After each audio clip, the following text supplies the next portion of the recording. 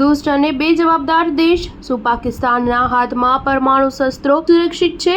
રાજનાથસિંહના આતંકી સ્થાન પર પ્રહાર. જમ્મુ કાશ્મીરના પહલગામમાં આતંકવાદીઓએ હુમલો કરીને 26 લોકોની નિર્દયતાથી હત્યા કર્યા બાદ ભારતીય સેનાએ વળતો જવાબ આપી પાકિસ્તાન સ્થિત આતંકવાદીઓના અનેક ઠેકાણાને નષ્ટ કરી દીધા છે. ભારતીય સેનાએ ઓપરેશન સિંદૂર પાર પાડી સીધો પાકિસ્તાનની છાતી પર વાર કર્યો છે, જેને આતંકવાદીઓ અને તેના આકા પાકિસ્તાન ક્યારેય નહીં ભૂલી શકે.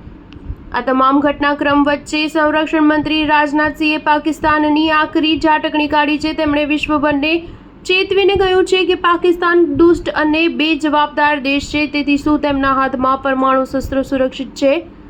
આ સાથે તેમણે પાકિસ્તાનના પરમાણુ હથિયારો પર નજર રાખવા આંતરરાષ્ટ્રીય અણુ ઉર્જા એજન્સીને માંગ કરી છે. જમ્મુ કાશ્મીર ગયેલા રાજનાથસિંહે સૈનિકો સાથે વાતચીત દરમિયાન કહ્યું કે ઓપરેશન સિંદૂરે આતંકવાદી સંગઠનો અને પાકિસ્તાનમાં તેના આકાઓને સ્પષ્ટ સંદેશો આપી દીધો છે કે તેઓએ પોતાને ક્યાંય પણ સુરક્ષિત ન માનવા જોઈએ. હું વિશ્વભરને સવાલ ઉઠાવવા માંગુ છું કે દુષ્ટ અને બેજવાબદાર દેશ પાકિસ્તાનના હાથમાં પરમાણુ હથિયારો સુરક્ષિત છે?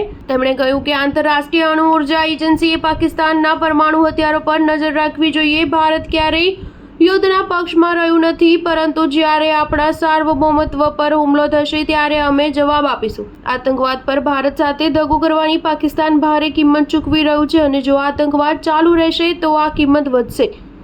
સંરક્ષણ મંત્રીએ ઓપરેશન સિંદૂરને આતંકવાદ વિરુદ્ધની ભારતની મોટી કાર્યવાહી ગણાવતા કહ્યું કે ભારતે વિશ્વભરને સ્પષ્ટ દેખાડી દીધું છે કે અમે આતંકવાદ વિરુદ્ધ કોઈ પણ હદ સુધી જઈ શકીએ છીએ. ઓપરેશન સિંદૂરે પાકિસ્તાનની છાતીમાં ઘા કર્યો છે અને તેના ઘાનો એકમાત્ર ઈલાજ આતંકવાદી સંગઠનોને આશ્રય આપવાનું બંધ કરવાનો અને તેની જમીનનો ઉપયોગ ભારત વિરુદ્ધ ન થવા દેવાનો છે. સ્ટાર ન્યૂઝ 7 હંમેશા સચ્ચાઈની સાથે.